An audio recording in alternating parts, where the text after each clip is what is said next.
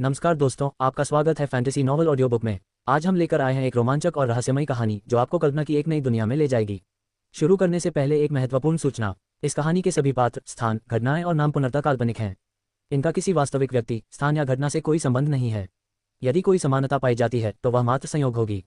तो बिना किसी देरी के आइए शुरू करते हैं आज की शानदार कहानी। मेन किंग हवा में उछलकर वापस आए और लिन फैन के बगल में जा गिरी।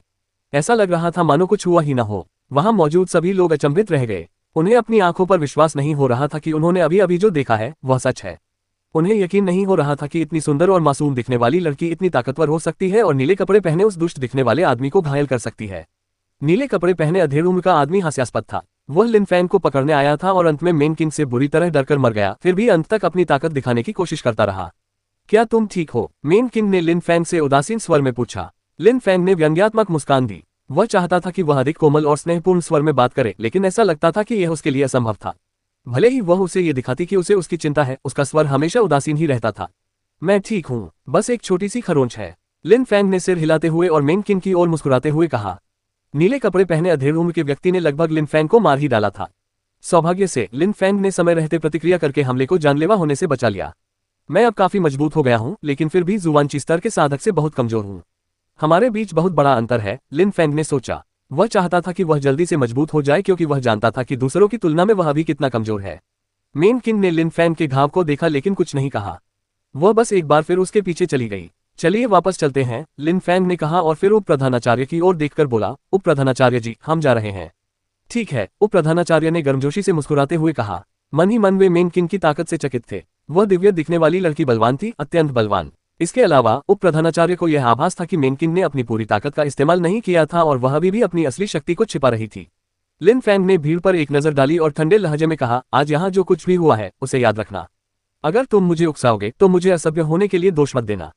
इतना कहकर लिन फैंग महल की ओर वापस चलने लगा। भीड़ स्तब्ध रह गई। उन्हें अचानक हेइमो की याद आ गई। उन्हें लगा कि हेइमो लिन फैंग को छू भी नहीं पाया था क्योंकि जब वह सैन्य छात्रों के महल में आया था तो वेनाउजू ने उसकी रक्षा की थी।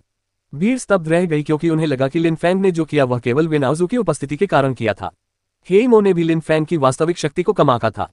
हालांकि उस क्षण के बाद भीड़ ने लिन फैंग की वास्तविक शक्ति पर कभी संदेह नहीं किया। उसने केवल एक ही वार में लिंगची स्तर के कई लोगों को बेरहमी से मार गिराया था। लिन फैंग की एक और मित्र मेन किंग भी थी जो जुवांची स्तर पर थी। हेइमो को भी उसे उकसाने में सावधानी बरतनी होगी। जब भीड़ ने लिन फैंग द्वारा हेइमो को दी गई चुनौती के बारे में सोचा तो वे उत्साह से भर उठे। वे वास्तव में लड़ाई देखने के लिए बेताब थे। लिन फैंग ने अभी अपनी ताकत का कुछ ही प्रदर्शन किया था और भीड़ आगे देखने के लिए बेताब थी। भले ही मेन किंग ने सबसे ज्यादा प्रसिद्धि हासिल की थी, लेकिन लिन फैंग का नाम भी कोई नहीं भूल सकता था। वह वाकई बेहद शक्तिशाली था।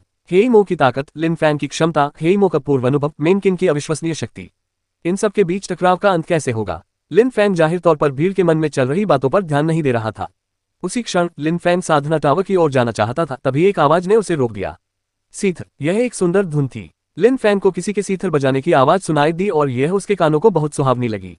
क्या ये वही है? लिन फैंग ने सोचा। उसे उस दिन के शिक्षक की याद आ गई जब उसने सैन्य प्रशिक्षु बनने के लिए परीक्षा दी थी। उस मिलनसार शिक्षक ने परीक्षा के दौरान वीणा बजाई थी। लिन फैंग उन्हें बहुत पसंद करता था। शिक्षक ने उसे 2 बार परीक्षा देने की अनुमति दी थी और यह स्वीकार किया था कि उसे फेल करना उनकी गलती थी। उस समय बज रही धुन ने लिन फैंग को शिक्षक द्वारा बजाई गई धुन की याद दिला दी, इसलिए सबसे पहले उसके मन में शिक्षक का ही ख्याल आया। क्या हुआ? मेन किंग ने पूछा जब उसने देखा कि लिन फैंग अचानक चलना बंद कर दिया है। सीथर की मधुर धुन सुनो, लिन फैंग ने फुसफुसाते हुए कहा। मेन किंग ने भौहें चढ़ाकर और अजीब सा चेहरा बनाकर पूछा, क्या सुनना है? जिद, लिन फैंग ने उत्तर दिया। जिद, मेन किंग ने पूछा। फिर उसने सिर हिलाकर कहा, मुझे सुनाई नहीं दे रहा है। लिन फैंग अवाक रह गया। वह मतिभ्रम का शिकार नहीं हो सकता था, इसलिए वह गलत नहीं हो सकता था। यह निश्चित रूप से वीणा की ध्वनि थी। इसके अलावा मेन किंग लिन फैंग से कहीं ज्यादा ताकतवर थी, भला वह इसे कैसे नहीं सुन पाती? इसका केवल एक ही स्पष्टीकरण था कि वह धुन लिन फैंग के लिए थी और उसे सुनने वाला केवल वही था। मेन किंग, तुम वापस जा सकती हो। मैं थोड़ी देर के लिए बाहर जा रहा हूँ, लिन फैंग ने कहा, जिसे अभी अभी एहसास हुआ था कि शायद वही अकेला है जो इस धुन को सुन सकता है। हालांकि मेन किंग ने तुरंत अपना सिर हिलाया और बिना किसी झिझक के कहा, मैं तुम्हारे साथ आ रही हूँ। उसकी बात सुनकर लिन फैंग स्तब्ध रह गया। फिर उसने हल्के से सिर हिलाया और कहा, ठीक है, चलो साथ चलते हैं। चलते चलते लिन फैंग लगातार बज रही मधुर धुन को सुनता रहा। कुछ देर बाद धुन और भी स्पष्ट होने लगी। उसी क्षण वे एक भव्य प्रांगण में पहुंचे। वहां प्राचीन चीन में निर्मित मंडपों की तरह एक प्राचीन मंडप था। घास हरी थी और अंदर छोटे छोटे तालाब और धाराएं बह रही थीं। अचानक उनके सामने एक भव्य दृश्य प्रकट हो गया। वहां आड़ू के पेड़ों का एक जंगल था जो फूलों से लदे हुए थे। फूल और पत्तियां हवा में लहरा रही थी और उनकी मीठी सुगंध लिन फैंग और मेन किन की नाक में समा रही थी।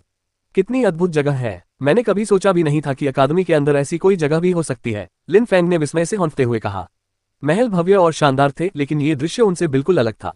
अन्य इमारतों को देखकर आपको मजबूत बनने और मजबूत होने के लिए अभ्यास करने की प्रेरणा मिलती थी, लेकिन इस जगह को देखकर बस बैठने, खिले हुए आड़ू के फूलों की खुशबू लेने और आराम करने का मन करता था।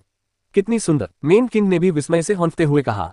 उसके चेहरे पर एक अजीब सा भाव था। आड़ू के पेड़ों के बीच चलते हुए मेन किंग और लिन फैंग के सामने एक प्राचीन मंडप प्रकट हुआ। उसके अंदर पत्थर से बनी कुछ मेजें और कुर्सियां थीं।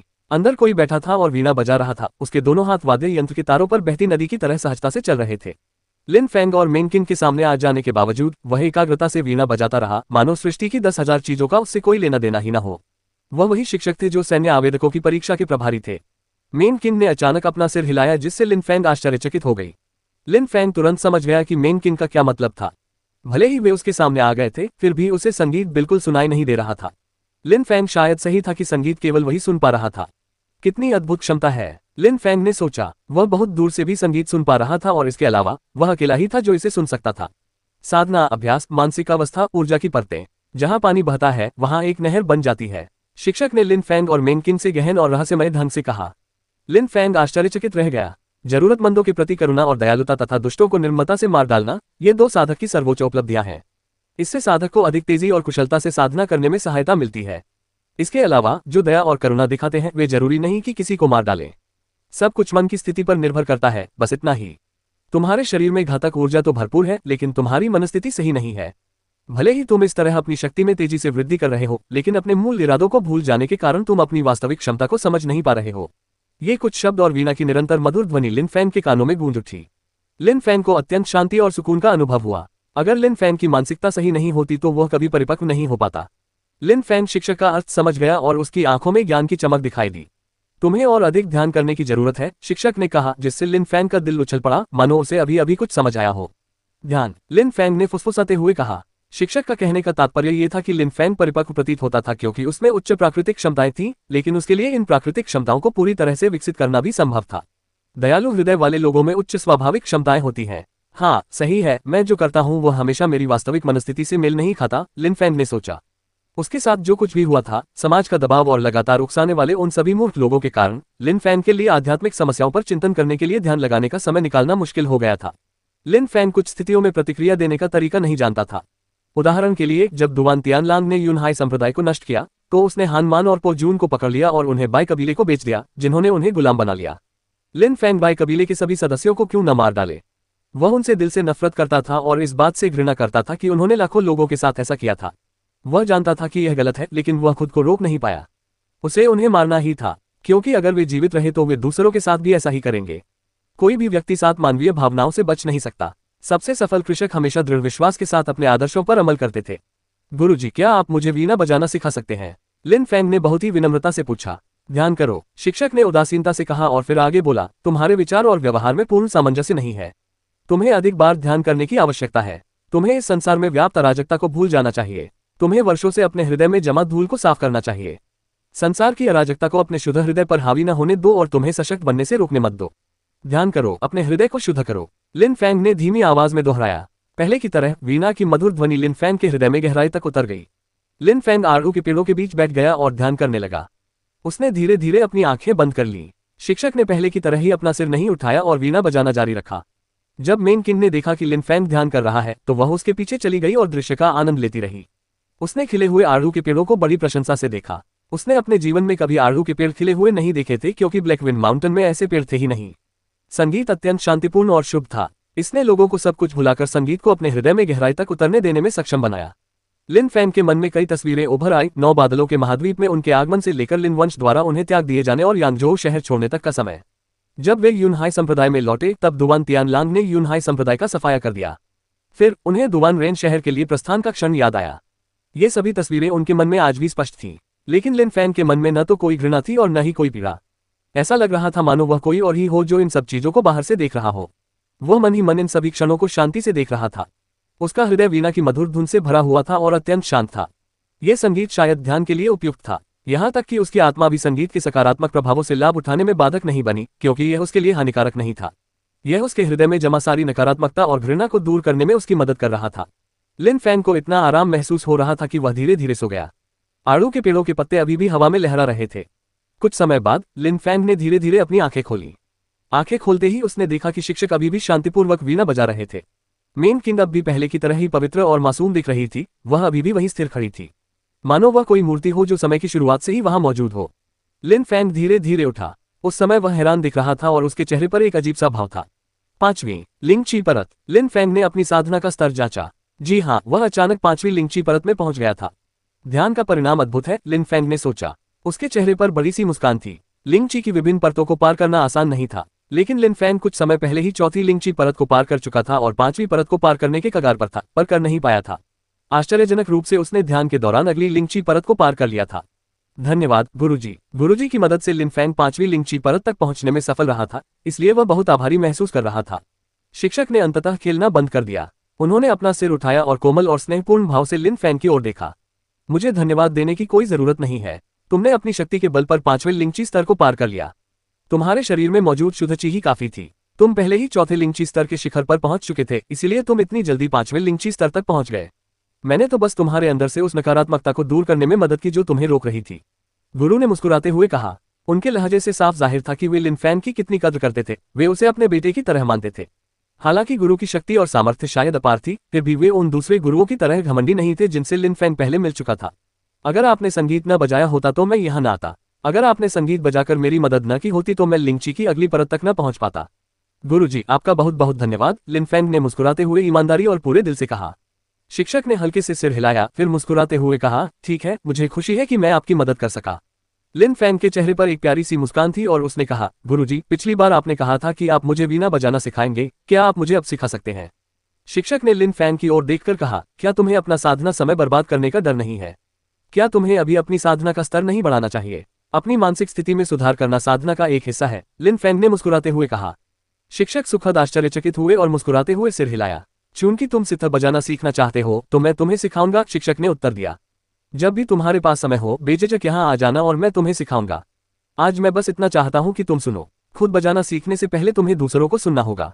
ठीक है, लिन फैंग ने कहा। वीणा सुनने से उसकी साधना में सुधार होता था और यह सुनने में सुखद भी थी, इसलिए मना करने का कोई कारण नहीं था।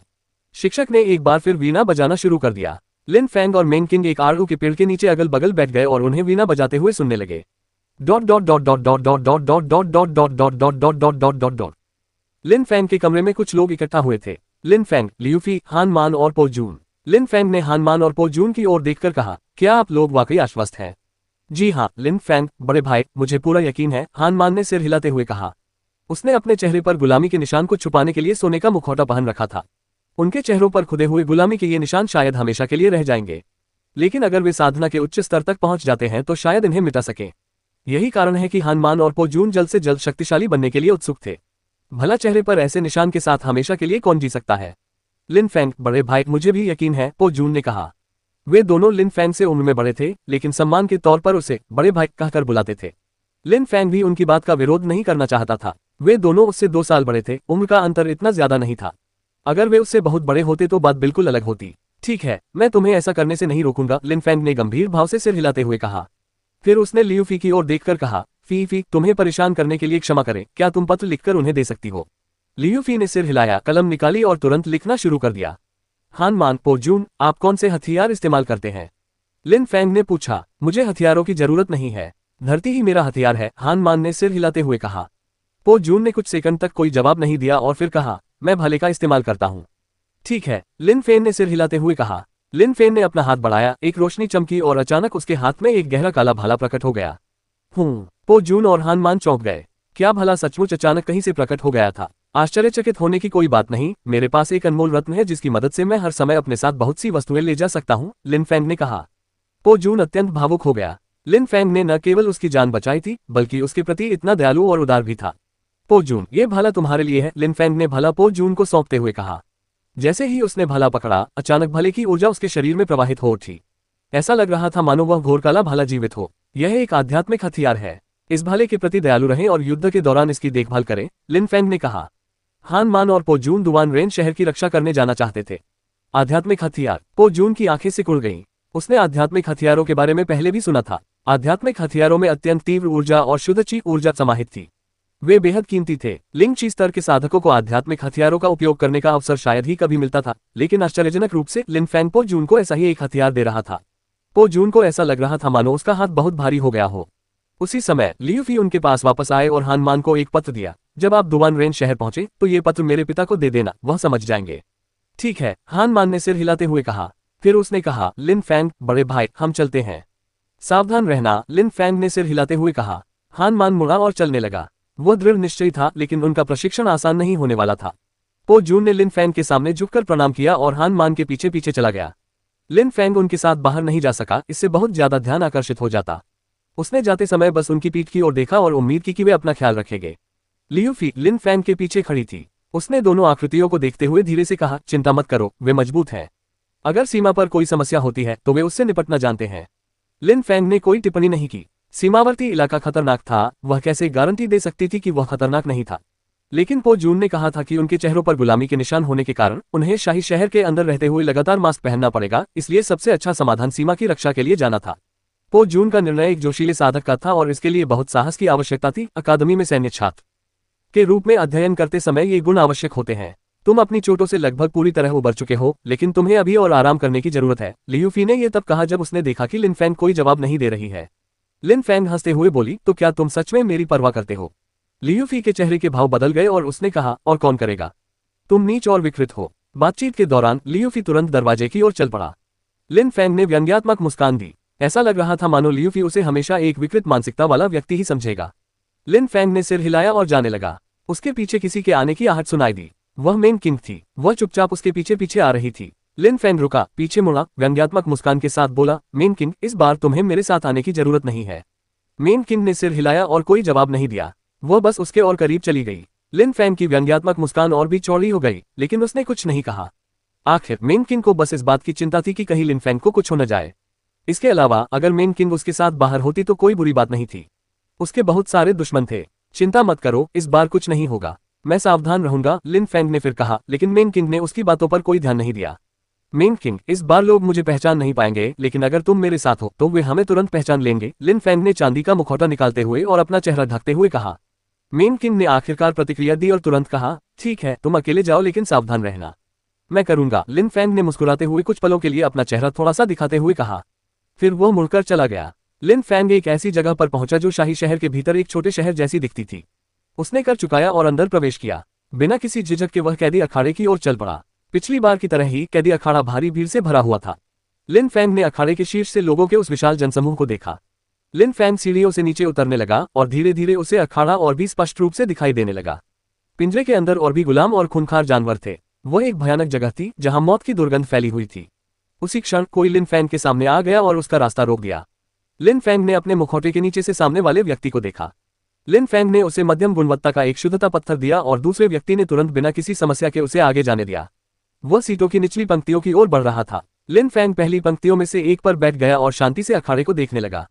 उस समय एक नाग रूपी जीव एक साधक से लड़ रहा था।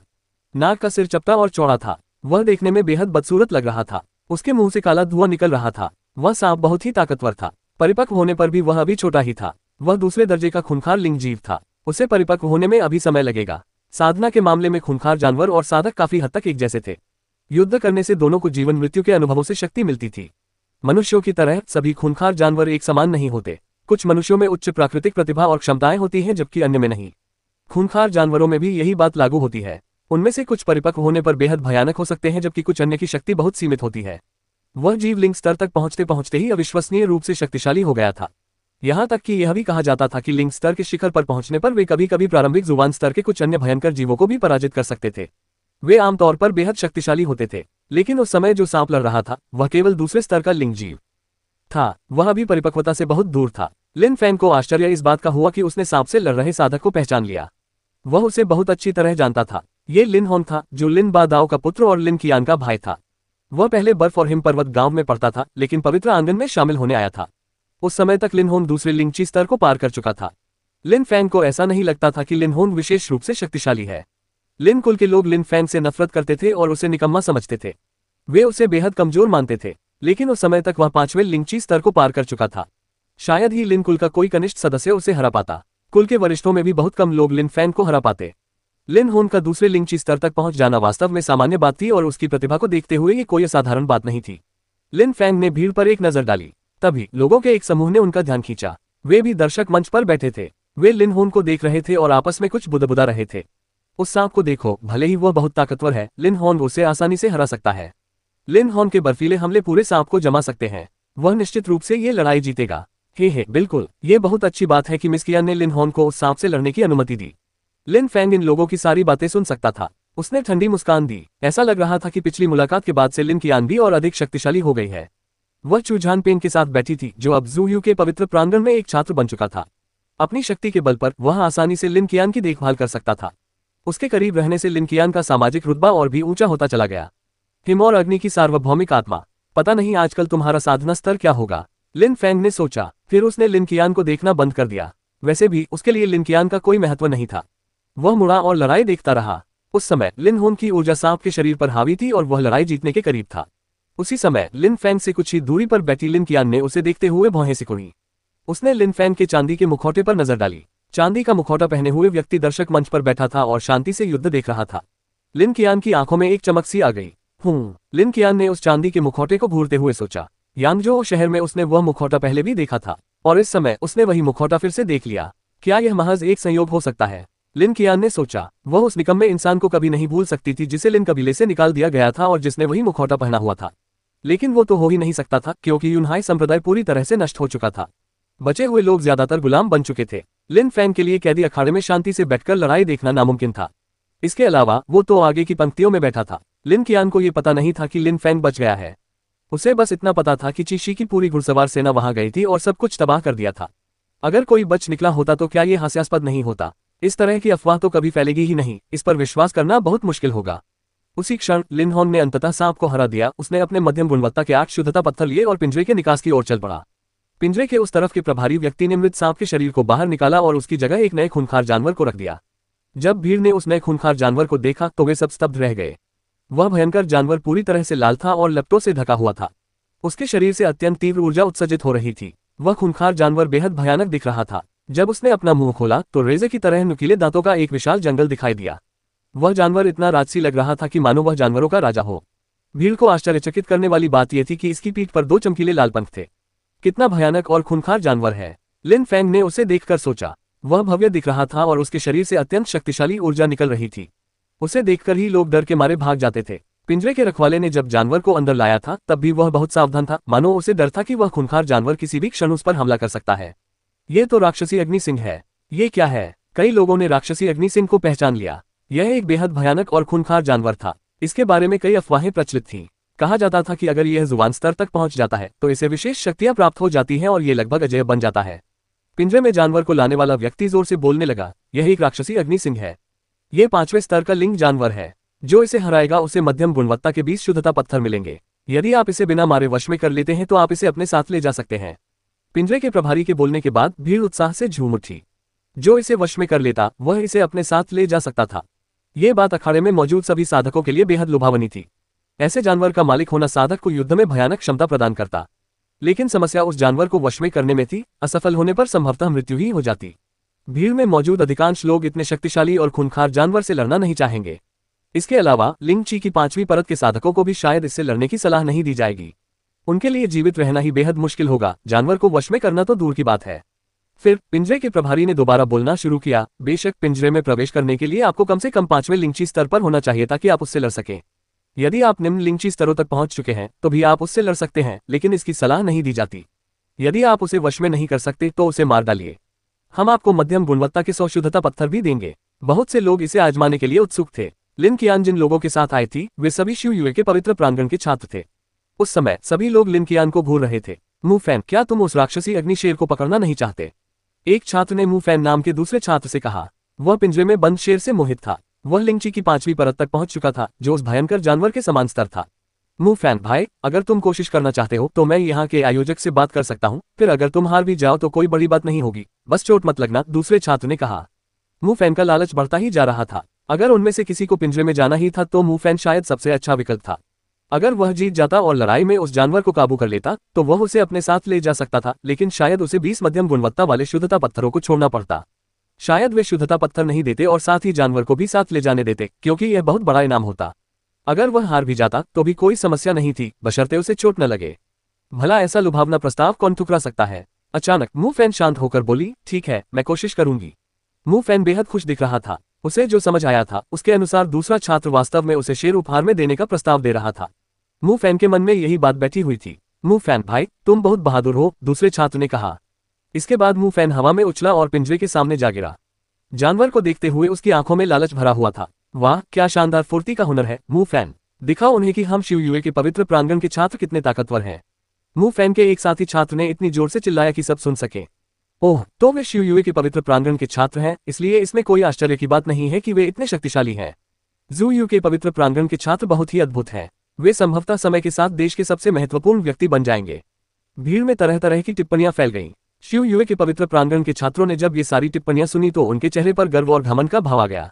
शिव युए के पवित्र प्रांगण की स्थापना के बाद से ही कुछ अन्य साधना अकादमियों और संस्थानों को इसकी शक्ति से नुकसान होने लगा था। पवित्र प्रांगण के छात्र अपने संस्थान की प्रतिष्ठा और ख्याति बढ़ाने के लिए निरंतर प्रयासरत थे। वे चाहते थे कि ये देश का प्रथम साधना संस्थान बने। भविष्य में शिव युए का पवित्र प्रांगण संभवतः स्वर्गीय अकादमी से कहीं अधिक प्रभावशाली और देश के सभी संप्रदायों से कहीं अधिक शक्तिशाली हो जाएगा। पवित्र प्रांगण के छात्रों ने अत्यंत गर्व महसूस किया। लिन कियान के खूबसूरत चेहरे पर घमंड झलक रहा था। उसे यह अच्छी तरह पता था कि भविष्य में वह आलीशान कपड़े पहनकर घर लौटेगी और सबको दिखाएगी कि यांगझोउ शहर छोड़ने के बाद उसकी प्रतिष्ठा कितनी बढ़ गई है। मू फैन पिंजरे के दरवाजे की ओर चल रहा था और अंदर जाने ही वाला था कि अचानक उसके सामने एक परछाई दिखाई दी। पवित्र प्रांगण में उपस्थित सभी विद्यार्थियों के चेहरे अचानक गुस्से से भर उठे, विशेषकर उस लड़के के जो मू फैन को शेर से लड़ने के लिए मनाने की कोशिश कर रहा था। वह विशेष रूप से गुस्से में दिख रहा था। उस व्यक्ति को पिंजरे में प्रवेश करने के लिए बस एक कदम और बढ़ाना था। जब मू फैन ने यह दृश्य देखा तो वह चिल्लाए बिना नहीं रह सका, रुको। उसके सामने खड़ी आकृति रुक गई। उसने चांदी का मुखौटा पहन रखा था जिससे सभी को ठंडक का एहसास हो रहा था। वह व्यक्ति निश्चित रूप से लिन फैंग था। क्या हुआ? लिन फैंग ने आक्रामक लहजे में कहा। चांदी का मुखौटा पहने हुए उसकी आवाज अजीब लग रही थी। ओह, मैं समझ गया। महाराज, क्या आपने नहीं देखा कि मैं सबसे पहले आया था? मू फैन ने व्यंग्य से कहा। उसे पूरा यकीन था कि जब वह पिंजरे की ओर बढ़ा था तब उसके आगे कोई नहीं था। लिन फैंग उसके पीछे से आया और पिंजरे की ओर बढ़ गया। क्या तुमने वहां का सारा काम संभाल रहे व्यक्ति से कहा था कि तुम पिंजरे में जाना चाहते हो?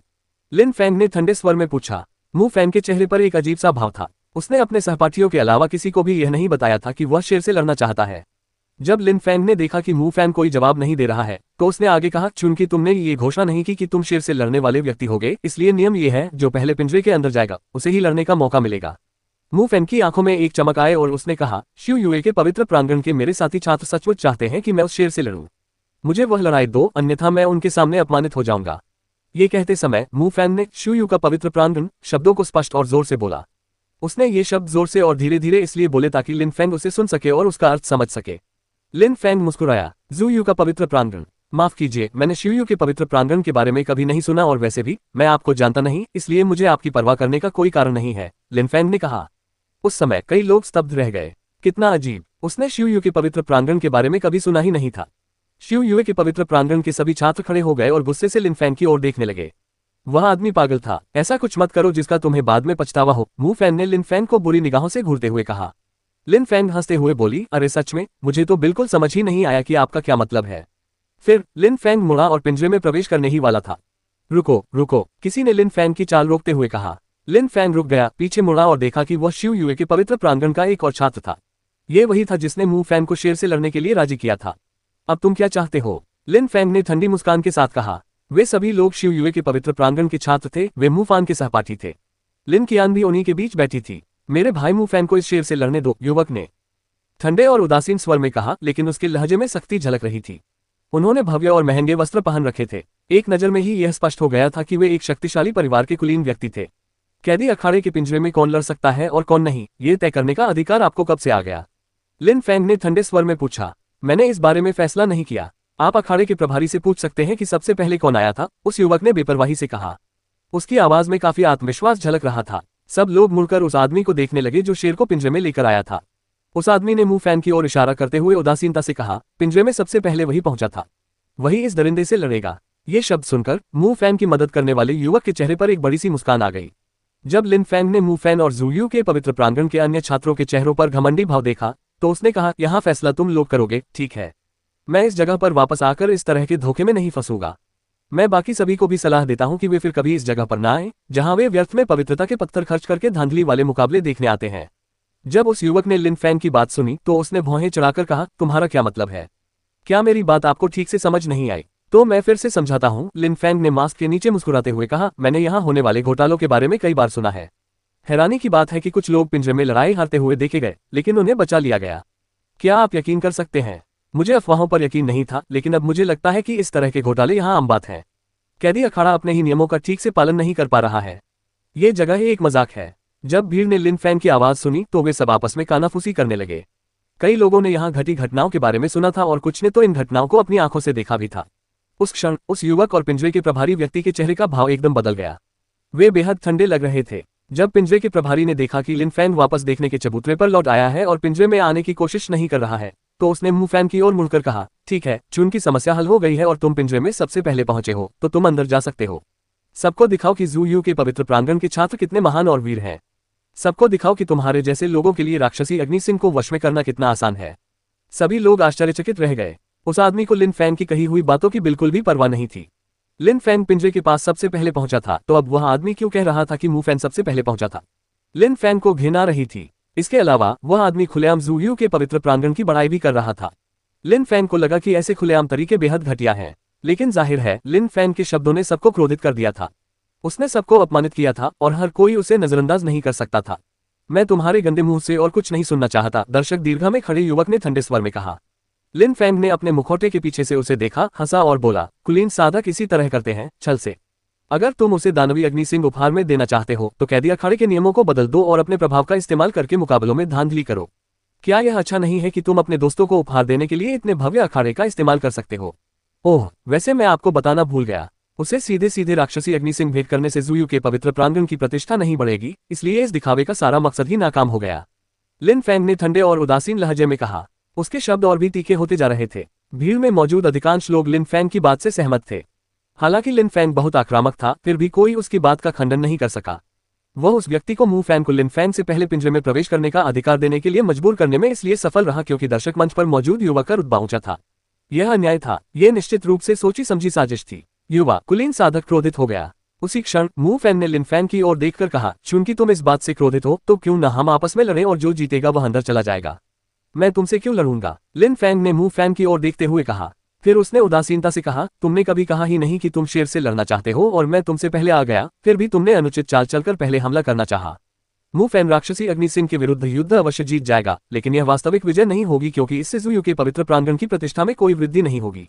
वास्तव में इसका उल्टा होगा, यह पवित्र प्रांगण के लिए अपमान होगा। मू फैंग ऐसा नहीं चाहता था। मू फैंग मुस्कुराए और बोली, अब मुझे समझ आ गया, तुम बस बड़ी बड़ी बातें करते हो और बड़ी बड़ी बातें करने के शौकीन हो, लेकिन असल में तुम कुछ खास कर नहीं पाते।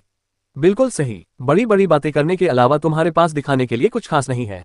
तुम तो अपना असली रंग दिखाने की हिम्मत भी नहीं करते। हे वो झूठा मू फैंग से कैसे मुकाबला कर सकता है? मू फैंग को शिव युए के पवित्र प्रांगण में एक प्रतिभाशाली व्यक्ति माना जाता है। उसके लिए राक्षसी अग्नि सिंह को हराना तो कोई बड़ी बात नहीं है। शिव युए के पवित्र प्रांगण का प्रत्येक छात्र अपने संस्थान की महानता के बारे में डींगे हाँक रहा था। मानो वे सभी बेहद शक्तिशाली हो, मानो वे सभी दुनिया के सर्वश्रेष्ठ साधक हो, सिर्फ इसलिए कि उन्होंने उस संस्थान में साधना की थी। तब लिन फैंग ने कहा, जूए युए का पवित्र प्रांगण विश्व के सबसे शक्तिशाली साधकों से भरा हुआ प्रतीत होता है। लगता है मैं काफी अज्ञानी था। हाँ, उसने लापरवाही बरती। उसने मू फैंग को उकसाने की हिम्मत की, ये वाकई चौंकाने वाली बात है। ज्यादा से ज्यादा लोगों का मानना था कि लिन फैंग मू फैंग से लड़ने से डरता था। लेकिन उसी क्षण लिन फैंग मुस्कुराया और बोला, लेकिन मैं वास्तव में ये देखने के लिए उत्सुक हूं कि शक्तिशाली जूयू के पवित्र प्रांगण का प्रतिभाशाली व्यक्ति वास्तव में कितना शक्तिशाली है। पवित्र प्रांगण के सभी छात्र सुखद रूप से आश्चर्यचकित थे। लिन फैंग ने आश्चर्यजनक रूप से लड़ाई स्वीकार कर ली थी, जिसका अर्थ था कि वह मरने वाला था और इससे उन्हें अपनी प्रतिष्ठा वापस मिल जाएगी। सब लोग लिन फैंग की ओर देखने लगे, जो धीरे से मुड़ा और बोला, तुम और मैं पिंजरे के अंदर चलते हैं। अगर तुम जीत गए तो तुम जिंदा रहोगे, लेकिन अगर हार गए तो मैं तुम्हें मार डालूंगा। कैसा रहेगा? लिन फैंग के बोलते ही कैदी अखाड़े का पूरा माहौल एकदम शांत हो गया। सभी लोग, खासकर शिव युए के पवित्र प्रांगण के छात्र, अचंभित रह गए। अगर तुम जीत गए तो तुम्हें जीने का मौका मिलेगा, लेकिन अगर तुम हार गए तो मैं तुम्हें मार डालूंगा। लिन फैंग को बड़ी बड़ी बातें करना आता था। कई लोग अवाक रह गए और लिन फैंग को देखते रह गए। कितना क्रूर, कितना निर्दयी। उसने न केवल युद्ध स्वीकार किया बल्कि मृत्यु तक युद्ध का प्रस्ताव रखा। शायद उसे अपनी जीत का पूरा यकीन था, वरना वह अपनी जान जोखिम में डालकर इतना बड़ा जुआ नहीं खेलता। मू फैंग लिन फैंग को टकटकी लगाकर देख रहा था। वह आदमी इतना अहंकारी कैसे हो सकता है कि मौत की लड़ाई का प्रस्ताव रखे? जब लिन फैंग ने देखा कि कोई कुछ नहीं बोल रहा है तो वह मुस्कुराया और बेपरवाही से बोला, चिंता मत करो, मुझे तो बस बड़ी बड़ी बातें करना और खुद को बड़ा चढ़ाकर आंकना आता है। आखिर वह शक्तिशाली ज़ुयू के पवित्र प्रांगण का प्रतिभाशाली शिष्य है। उसने अपनी बेइज्जती से बचने के लिए ही युद्ध का प्रस्ताव रखा है। अभी तक तो मैं बस अपनी ताकत का प्रदर्शन कर रहा था, लेकिन ज़ुयू के महान और गौरवशाली पवित्र प्रांगण के शिष्य मुझे आसानी से हरा सकते हैं। आखिर उसके पास एक राक्षसी अग्नि सिंह को भी अत्यंत आसानी से हराने की शक्ति है। उसके मना करने का कोई कारण नहीं है। लिन फैंग का लहजा बेहद आक्रामक था और वह स्पष्ट रूप से उसका मजाक उड़ा रहा था। ज़ुयू के पवित्र प्रांगण के छात्र दांत पीसते हुए लिन फैंग को घूर रहे थे। इसके तुरंत बाद उन्होंने मू फैंग की ओर देखा। उस समय पूरे पवित्र प्रांगण की प्रतिष्ठा उसी के हाथों में थी। जब मू फैंग को लगा कि सब उसे घूर रहे हैं तो उसे घुटन महसूस हुई। उसे लगा जैसे उसके दिल पर 1000 टन का बोझ आ गया हो। जो कुछ भी हुआ था उसके बाद इस स्थिति से निकलने का उसके पास कोई रास्ता नहीं था। लिन फैंग को हराना ही एकमात्र उपाय था, क्योंकि उसे सबको अपनी ताकत दिखानी थी और ज़ुयू के पवित्र प्रांगण की प्रतिष्ठा की रक्षा करनी थी। अगर वह नहीं लड़ता तो वह फिर कभी लोगों की आंखों में आंखें डालकर बात नहीं कर पाएगा। लोग ज़ुयू के पवित्र प्रांगण के बारे में भी औसत दर्जे की राय रखने लगेंगे। मू फैंग के पास कोई विकल्प नहीं था। इसके अलावा वह नकाब के आर पार लिन फैंग की आंखें देख सकता था। पूरी बातचीत के दौरान उसकी आंखें शांत दिख रही थीं। ऐसी भावहीन आंखों को अपनी ओर घूरते देखना भयावह था। लिन फैंग ने उसे मौत की लड़ाई के लिए चुनौती दी थी। क्या ऐसा हो सकता है कि वह अपनी जीत की क्षमता को लेकर आश्वस्त था? मू फैंग कमजोर नहीं था, वह काफी ताकतवर और अपनी शक्ति पर आश्वस्त था। लेकिन उस समय लिन फैंग के आत्मविश्वास ने उसकी अपनी शक्ति पर विश्वास को हिला दिया था। उसे लगा जैसे दबाव बहुत अधिक था। मू फैंग की आंखों में एक चमक आए और उसने दांत पीसते हुए कहा, मैं तुम्हारी जानलेवा लड़ाई की चुनौती स्वीकार करता हूँ। अब चलो पिंजरे में चलते हैं, मू फैंग ने अंदर जाते हुए ठंडे लहजे में कहा। रुको रुको, लिन फैंग ने उसी क्षण कहा। मू फैंग रुका, अपना सिर घुमाया और बोला, क्या हुआ? जैसा कि मैंने पहले ही कहा है, आपके और केज के प्रभारी के बीच पहले से ही एक समझौता हो चुका है। मैं आप दोनों के साथ एक ही समय में केज में लड़ना नहीं चाहता। तुम्हारा क्या मतलब है? क्या तुम्हें लगता है कि मैं दखल दूंगा और तुम्हें नुकसान पहुंचाऊंगा? पिंजरे के प्रभारी व्यक्ति ने लिन फैंग से पूछा। कुछ दिन पहले यहाँ भी ऐसा ही हुआ था। मैंने यहाँ आते समय ये कहानी सुनी। अगर एक बार हो चुका है तो दोबारा भी हो सकता है। मैंने सुना है कि यहाँ ऐसा होना बहुत आम बात है। पिंजरे का प्रभारी व्यक्ति अवाक रह गया। उसने लिन फैंग की ओर देखा और पूछा, अच्छा तुम क्या चाहते हो? मैं चाहता हूं कि हमारे इस निर्णायक मुकाबले में कोई और रेफरी बने। बेशक ये पवित्र प्रांगण का कोई छात्र नहीं हो सकता और न ही वह कोई ऐसा व्यक्ति हो सकता है जो यहाँ कैदी अखाड़े में काम करता हो। छी, हमें लड़ाई में रेफरी करने के लिए ऐसा कोई मिलेगा कहाँ से? तुम लोग मजाक कर रहे हो, लड़ रहे हो या नहीं? मू फैंग ने अधीरता से कहा। लेकिन उसी क्षण भीड़ में से किसी ने कहा, मैं तुम्हारी इस जानलेवा लड़ाई में निर्णायक की भूमिका निभाऊंगा। उस क्षण सबकी निगाहें उस व्यक्ति पर टिक गईं। हैरानी की बात यह थी कि वह दर्शक मंच की पहली पंक्तियों में नहीं बैठा था। दरअसल वह एक युवक था जो दर्शक मंच के पीछे बैठा था। वह बेहद दोस्ताना और विनम्र दिख रहा था। उसके चेहरे पर एक प्यारी सी मुस्कान थी, जिससे यह आभास होता था कि वह बहुत ही मिलनसार और सहज स्वभाव का व्यक्ति है। लेकिन साथ ही वो दूसरों को यह आभास भी देता था कि वे उसके मुकाबलेहीन हैं। उस युवक को देखकर वह नेक और विनम्र व्यक्ति पीछे हट गया। वह आश्चर्य से हौंफ रहा था। ये वही था, वह आश्चर्यजनक रूप से वहां था। मुस्कुराता हुआ युवक अखाड़े की ओर बढ़ा और लिन फैंग को हल्के से सिर हिलाकर अभिवादन किया। फिर उसने कहा, मैं जीवन मरण की इस लड़ाई में रेफरी बनूंगा, लेकिन मुझे नहीं पता कि किसी को मेरे रेफरी बनने पर कोई आपत्ति है या नहीं। लिन फैंग सुखद रूप से आश्चर्यचकित हुआ। उस युवक के चेहरे पर अत्यंत दयालु और मित्रवत भाव थे। उसके चेहरे पर एक प्यारी सी मुस्कान थी और वह सौम्य स्वभाव का प्रतीत होता था। वह रेफरी के लिए एकदम उपयुक्त था। उस युवक को देखकर कोई भी यह विश्वास नहीं कर सकता था कि उसके मन में कोई दुर्भावना है।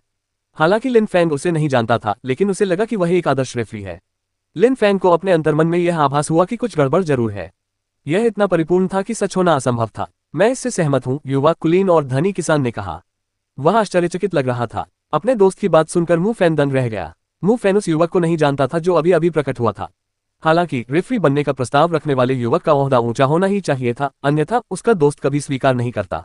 इसके अलावा चाहकर भी वह उस युवा कुलीन साधक का विरोध नहीं कर सकता था। तुम्हारा क्या? युवक ने लिन फैंग से पूछा।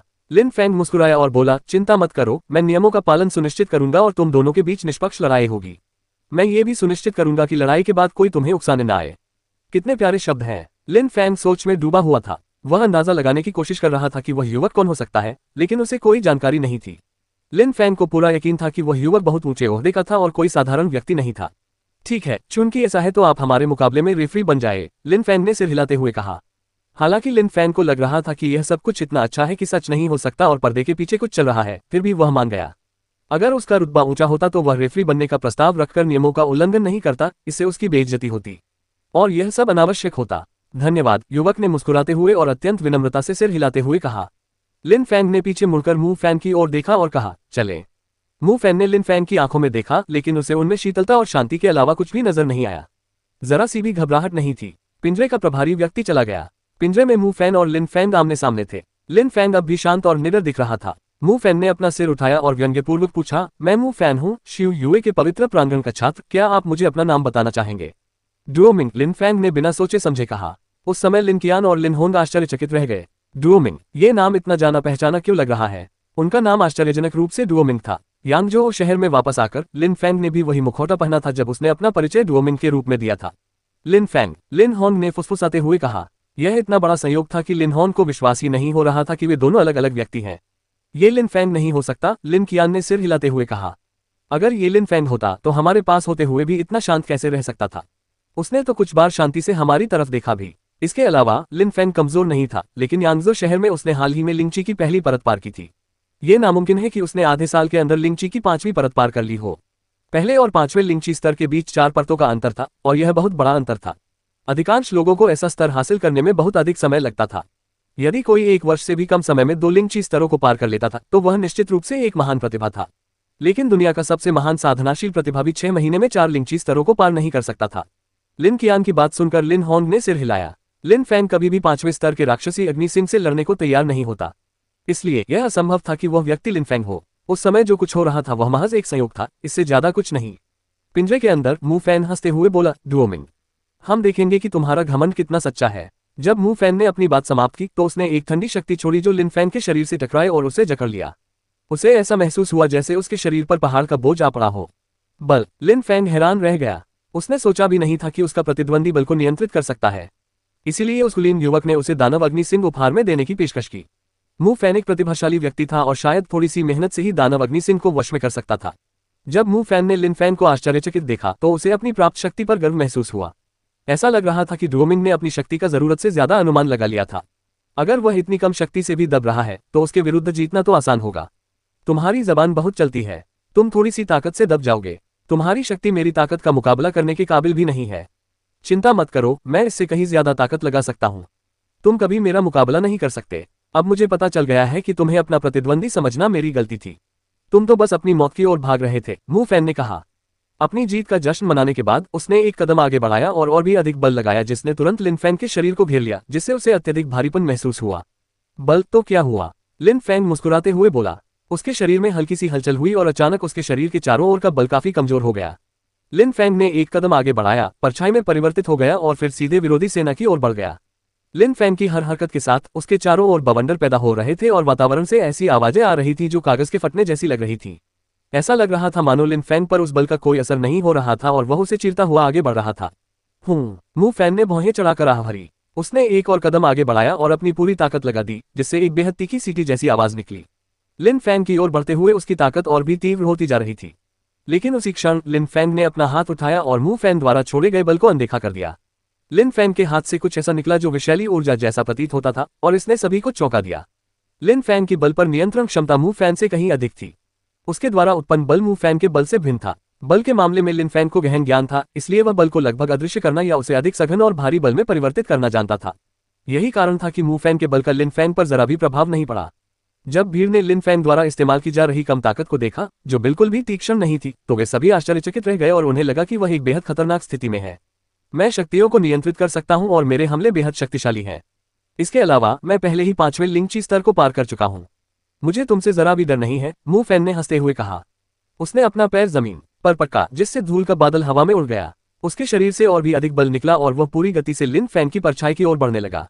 अचानक उनके बीच का क्षेत्र एक तेज सफेद रोशनी से जगमगा उठा। इस दृश्य को देखकर सबकी आंखें फटी रह गईं।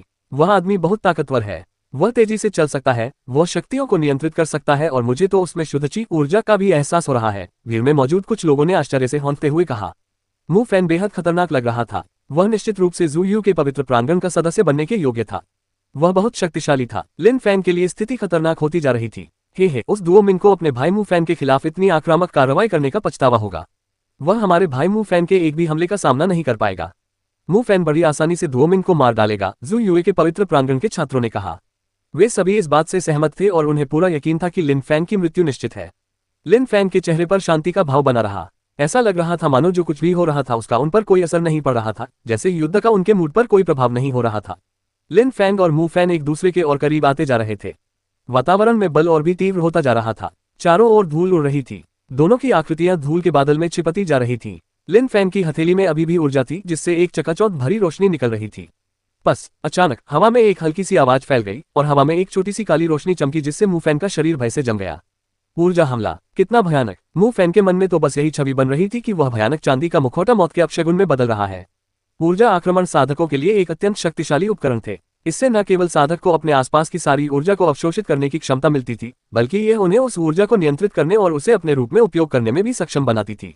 ऊर्जा का हमला बेहद कमजोर था और देखने में बिल्कुल भी खतरनाक नहीं लग रहा था, लेकिन वास्तव में यह भयावह रूप से शक्तिशाली था। मू फैन की शक्ति लिन फैन के ऊर्जा हमले में समाहित हो गई। वातावरण की सारी ऊर्जा मिलकर लिन फैन की शक्ति में जुड़ रही थी। भला वह उसका मुकाबला कैसे कर सकता था। उसी क्षण मू फैन समझ गया कि लिन फैंग ऊर्जा आक्रमण कर सकता है, इसलिए उस पर उसके हमलों का कोई असर नहीं हुआ था। पांचवें लिंगची स्तर का एक साधक जो ऊर्जा आक्रमण कर सकता है, वह साधारण रूप से शक्तिशाली था। कितना भयानक। ऊर्जा हमले को देखते ही मू फैन ने पीछे हटने और भागने के बारे में सोचा। मू फैन के चारों ओर धूल का बादल छा गया और वह पूरी गति से पीछे हटने लगा। बहुत देर हो चुकी है, लिन फैंग ने बेहद ठंडे स्वर में कहा। लिन फैंग परछाई की तरह फुर्तीला हुआ और उसका हाथ मू फैन के शरीर की ओर तेजी से बढ़ा। बूम! पिंजरे के चारों ओर धूल का एक विशाल बादल छा गया। लिन फैन के ऊर्जा हमले ने पलक झपकते ही मू फैन के शरीर पर प्रहार किया, जिससे उसका शरीर टुकड़े टुकड़े हो गया और उसकी तत्काल मृत्यु हो गई। भीड़ ये सोचकर हैरान थी कि पिंजरे के अंदर क्या हो रहा है। पिंजरे के चारों ओर फैली धूल के बादल के कारण उन्हें कुछ भी दिखाई नहीं दे रहा था। शिव युए के पवित्र प्रांगण के छात्र घबराकर धूल के बादल को देख रहे थे और यह जानने की कोशिश कर रहे थे कि अंदर क्या हो रहा है। उस डुओ मिन की हिम्मत तो देखो, वह इतना आक्रामक और घमंडी हो गया। अब तक तो मर ही गया होगा। अफसोस की बात है कि हम उसकी मौत को धूल में नहीं देख पा रहे हैं, जू यू के पवित्र प्रांगण के एक छात्र ने कहा, जिससे युद्ध के बारे में सभी के विचार पुष्ट हो गए। किसी को भी इस बात की चिंता नहीं थी कि मू फैन एक साधारण अनुभवहीन व्यक्ति से हार जाएगा। बिल्कुल सही। भला एक ऐसा व्यक्ति जिसे कोई नहीं जानता था, वह शिव युए के पवित्र प्रांगण के उस प्रतिभाशाली शिष्य से कैसे मुकाबला कर सकता था जो शक्तियों को नियंत्रित कर सकता था और 5वें लिंगची स्तर तक पहुंच चुका था। हालांकि उन्हें यह नहीं पता था कि वह व्यक्ति लिन फैंग था और वह आसानी से मू फैन को पछाड़ सकता था। वे आम लोगों को कभी भी अपनी नजरों में नहीं रखते थे। भाई मूफान, आपकी जीत पर बधाई हो, शिव युए के पवित्र प्रांगण के युवा कुलीन छात्र ने कहा। उसे पूरा विश्वास था कि मूफान ने युद्ध जीत लिया है। अगर वह हार जाता तो शिव युए के पवित्र प्रांगण के सभी छात्रों की प्रतिष्ठा को ठेस पहुंचती। भला मूफान एक साधारण से कैसे हार सकता था। पिंजरे से एक ठंडी और उदासीन आवाज आई, जल्दी उत्साहित मत हो जाओ। सभी लोग अचंभित रह गए और उनके दिल जोर से धड़कने लगे। वह व्यक्ति जिसमें साधना के मार्ग पर अपना जीवन जोखिम में डालने का दृढ़ संकल्प नहीं है, वह व्यक्ति जो प्रतिष्ठा पर निर्भर रहता है और स्वयं को अन्य साधकों से श्रेष्ठ समझता है, कभी शक्तिशाली नहीं हो सकता। धूल के बादल से आती हुई आवाज ने ये कहा, जो धीरे धीरे गायब होता गया। अंत में केवल लिन फैंग ही पिंजरे में खड़ा दिखाई दिया। लिन फैंग धीरे से मुड़ा। मू फैन का शरीर बुरी तरह से जमीन पर पड़ा था। इस दृश्य को देखकर कोई संदेह नहीं था कि मू फैन मर चुका था और लगभग 2 टुकड़ों में बंट गया था। धमाका! ऐसा लगा जैसे लोगों के दिमाग में बम फट गया हो। उनके दिल की धड़कनें तेज हो गईं। युद्ध का परिणाम उनकी उम्मीदों से बिल्कुल अलग था। लिन फैंग ने युद्ध जीत लिया था। उन्होंने इस व्यक्ति के बारे में पहले कभी नहीं सुना था और उसने अपना चेहरा छिपाने के लिए चांदी का मुखौटा पहन रखा था। फिर भी उसने केवल अपने नंगे हाथों से एक ही बार में जू यू के पवित्र प्रांगण के एक प्रतिभाशाली व्यक्ति की निर्दयता से हत्या कर दी थी। लिन फैंग की आंखें अभी भी शांत थीं और उसकी भावनाएं स्थिर थीं। वह शुरुआत से ही युद्ध का परिणाम जानता था। मू फैन हार गया। जू यू के पवित्र प्रांगण में उपस्थित सभी छात्र सदमे से आंखें फाड़ बैठे। उन्हें युद्ध के परिणाम पर विश्वास नहीं हो रहा था, खासकर इस बात पर कि लिन फैंग ने मू फैन को मारने के लिए केवल एक ही निहत्थे प्रहार का प्रयोग किया था। लगता है जू यू के पवित्र आंगन का एक प्रतिभाशाली व्यक्ति बस इतना ही कर पाता है, लिन फैंग ने उदासीनता से कहा। पवित्र प्रांगण में उपस्थित सभी लोगों के मन में क्रोध उमड़ रहा था। लिन फैंग के शब्दों से उन्हें बार बार अपमानित होना पड़ा था। उसने जू यू के पवित्र प्रांगण के छात्रों को घोर अपमानित किया था और इस प्रकार अप्रत्यक्ष रूप से पूरे पवित्र प्रांगण को अपमानित किया था। यदि शिव के पवित्र प्रांगण के प्रतिभाशाली लोग ही इतने शक्तिशाली नहीं होते, तो इसे सबसे शक्तिशाली संस्थान के रूप में मान्यता प्राप्त करने का मौका कैसे मिल सकता था। शिव युए के पवित्र प्रांगण के छात्रों की आंखों में इतनी दुष्टतापूर्ण अभिव्यक्ति थी कि अगर वे भड़क उठे और लपटे फूट पड़े तो आश्चर्य की बात नहीं होगी। तुम्हारी जीत किस्मत की बात थी, बस इतना ही, इसलिए तुम्हें इतना घमंडी नहीं होना चाहिए, उस कुलीन और धनी युवक ने कहा, जिससे लिन फैंग स्तब्ध रह गया। इतनी बेशर्मी कैसे संभव थी। ठीक है, चलो एक बार फिर मेरी किस्मत आजमाते हैं। अगली बारी तुम्हारी है जो मुझसे लड़ोगे। लिन फैंग ने सिर उठाकर उस युवक की ओर देखते हुए कहा। युवक चौंक गया। जब लिन फैंग ने देखा कि वह युवक कोई जवाब नहीं दे रहा है, तो उसने आगे कहा, मुझे लगता है कि जू यू के पवित्र प्रांगण के छात्र होने के नाते तुम मुझसे लड़ने के लिए बहुत कमजोर हो। जाओ और अपनी गंदी जबान कहीं और चलाओ। उस युवा कुलीन छात्र ने गुस्से से लिन फैंग को घूर कर देखा। तुम सब अपनी ताकत और ताकत का बखान करते रहते हो, पर असली लड़ाई में एक भी हमले का सामना नहीं कर सकते। तुम लोग अक्सर जू यू के पवित्र प्रांगण की बड़ाई करते हो, लेकिन असल में तुम ऐसे कमजोर लोगों पर भरोसा कर रहे हो जो धांधली वाली लड़ाइयां लड़ते हैं। तुम सब हद से बेशर्म हो। लिन फैंग ने उस युवक के हाव भाव को नजरअंदाज करते हुए कहा और फिर आगे बोला, लेकिन मैं समझता हूं कि तुम लोगों को प्रतिष्ठा हासिल करनी है। तुम्हें दूसरों को यह विश्वास दिलाना है कि ज़ू यू का पवित्र प्रांगण प्रभावशाली और शक्तिशाली है। पर जो हुआ उससे साफ है कि पवित्र प्रांगण को सिर्फ दिखावा करना आता है। लिन कियान टकटकी लगाकर लिन फैंग को देख रही थी। इस आदमी के शब्द बहुत तीखे थे। उसके शब्दों ने पवित्र प्रांगण के प्रचार प्रसार की सारी सफलता की उम्मीदें खत्म कर दी थीं। सभी लोग इस बात से हैरान थे कि यह युवक शिवयू के पवित्र प्रांगण से इतनी नफरत क्यों करता है कि वह सीधे उनके प्रचार प्रयासों में हस्तक्षेप करेगा। वह मिलनसार युवक लिन फैंग को घूर रहा था और उसके शरीर की हर एक हरकत और बारीकी पर ध्यान दे रहा था। उसने अभी सिर्फ 5वीं लिंची परत ही पार की है और वह पहले से ही ऊर्जा आक्रमण कर सकता है। यह कोई आसान उपलब्धि नहीं है, रेफरी रहे उस मिलनसार युवक ने सोचा। उसके चेहरे पर अब भी एक प्यारी सी मुस्कान थी और उसने कहा, विजेता। उसी क्षण एक परछाई चुपचाप पिंजरे से बाहर निकल रही थी। लिन फैंग अब कुछ नहीं बोल रहा था। वह मुड़ा, पिंजरे की तरफ देखा और जाने लगा। लिन फैंग ने पिंजरे के रखवाले से पूछा, क्या मैं अब अंदर आ सकता हूं? उस कुलीन युवक ने फिर भी लिन फैंग को कोई जवाब नहीं दिया। ऐसा लग रहा था मानो हर कोई उस मिलनसार और दोस्ताना युवक का बहुत सम्मान कर रहा हो। फिर उसने कहा, चूंकि उसने लड़ाई जीत ली है तो आप सब उसे क्यों देख रहे हैं? सभी लोग आश्चर्यचकित रह गए, विशेषकर पवित्र प्रांगण के छात्र जिन्होंने विनम्रतापूर्वक सिर हिलाया। ठीक है, तो इसे मारने पर 20 पवित्रता पत्थर मिलेंगे या तुम इसे पालतू बना सकते हो, पिंजरे के प्रभारी व्यक्ति ने लिन फैंग से कहा। ऐसा लग रहा था मानो हर कोई उस मिलनसार युवक से विशेष रूप से डरा हुआ था, खासकर शिव युए के पवित्र प्रांगण के छात्र। भला कौन इतनी शांति से बात कर सकता था और पवित्र प्रांगण के छात्रों को इतनी आसानी से आज्ञाकारी बना सकता था? लिन फैंग उस राक्षसी अग्नि सिंह को देख रहा था और मुस्कुराया। वह जानवर सचमुच एक भयानक राक्षस था। यह बेहद शक्तिशाली, तेज और फुर्तीला था। इसके दोनों पंख वायुमंडल को चीर सकते थे। वह कुलीन युवक मुफान को यह भेद देने से कैसे इनकार कर सकता था? इसके अलावा यदि मुफान इसे स्वीकार कर लेता तो वह उस कुलीन युवक का ऋणी हो जाता। लिन फैंग ने खुशी खुशी 20 पवित्रता पत्थर सौंप दिए और पिंजरे के प्रभारी व्यक्ति ने तुरंत राक्षसी अग्नि सिंह को छोड़ दिया। उसने ईर्ष्या भरी नजरों से लिन फैंग को देखा। गरज! राक्षसी अग्नि सिंह दहाड़ा। उसका शरीर कांपने लगा और वह लिन फैंग की ओर बढ़ा। उसने अपना विशाल मुख खोला और उससे ज्वालाएं निकलने लगीं। पूरा वातावरण आग की तरह लाल हो गया और झुलसा देने वाली गर्मी से भर गया। लिन फैंग चौंक गया। वह हवा में उछला, अपनी लंबी तलवार लहराए और उसे जानवर की ओर बढ़ाया। दरा रहा वातावरण में दो स्पष्ट और भिन्न भिन्न ध्वनियां गूंज उठीं। पहली ध्वनि हड्डियों के कुचलने की थी, दूसरी ध्वनि किसी अत्यंत दर्दनाक चीख जैसी थी। ये दोनों आवाजें राक्षसी अग्नि सिंह द्वारा उत्सर्जित की गई थीं। राक्षसी अग्नि सिंह की पीठ पर तलवार का एक विशाल निशान बना हुआ था। उसके फर पर खून का एक धुंधला धब्बा दिखाई दे रहा था। उसका विशाल शरीर दर्द से कराहते हुए जमीन पर रेंग रहा था। उसके मुंह से कमजोर सफेद ऊर्जा निकल रही थी, लेकिन उसमें अभी भी कुछ प्रचंड ज्वालाएं मिली हुई थीं। हमले का नतीजा देखकर भीड़ दंग रह गई। लिन फैंग अविश्वसनीय रूप से शक्तिशाली होने के बावजूद 5वें स्तर का अत्यंत शक्तिशाली लिंग राक्षसी अग्नि सिंह उसके एक भी हमले को कैसे नहीं झेल सका। लिन फैंग भी काफी हैरान था, लेकिन तुरंत ही उसके चेहरे पर एक बड़ी मुस्कान आ गई। ये लड़ाई वाकई दिलचस्प थी। तो ये सब पहले से ही योजना थी। शेर अपने प्रतिद्वंदी के एक भी वार को सहन नहीं कर सकता था। आपके उपहार के लिए धन्यवाद। मैं वास्तव में इसकी सराहना करता हूँ। लिन फैंग ने अपना सिर उठाकर मंच पर बैठे उस कुलीन छात्र की ओर देखते हुए कहा। लिन फैंग प्रसन्नता से भरी आंखों से उस पर व्यंग्य कर रहा था।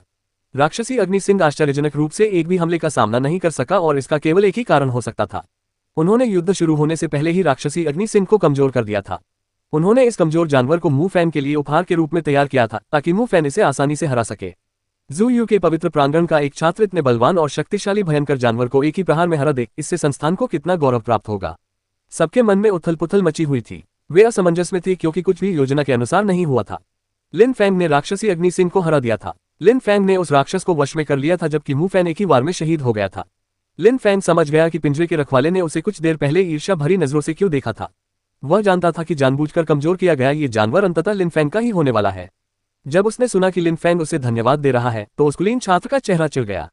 उसका चेहरा बेहद विकृत था। कोई भी समझ सकता था कि उसने जानवर को कमजोर इसलिए किया था ताकि वह मू फैंग के पक्ष में जीत हासिल कर सके। शिव युए के पवित्र प्रांगण में उपस्थित सभी लोग विद्यार्थियों के समूह को इस प्रकार देख रहे थे मानो वे घृणित हों। ज़ू यू का पवित्र आंगन सचमुच बेशर्म था और उसके तरीके बेहद कायरतापूर्ण थे। वे उतने शक्तिशाली और प्रभावशाली नहीं थे जितना वे हमेशा दिखाते थे। वे हमेशा ऐसा दिखाने की कोशिश करते थे, लेकिन असल में ऐसा नहीं था। वे सब सिर्फ धोखेबाज थे। उस युवा कुलीन छात्र ने लिन फैंग को ठंडी मुस्कान के साथ देखते हुए कहा, मुझे धन्यवाद क्यों दे रहे हो? भले ही तुमने राक्षसी अग्नि सिंह को अपने वश में कर लिया हो, इसका मतलब यह नहीं है कि वह हमेशा तुम्हारा अनुसरण करेगा और तुम्हारी आज्ञा मानेगा। ऐसे खूंखार जानवर को वश में करना इतना आसान नहीं है। बेहतर होगा कि तुम बहुत सावधान रहो, कहीं ऐसा न हो कि किसी दिन वह जानवर तुम्हें ही खा जाए।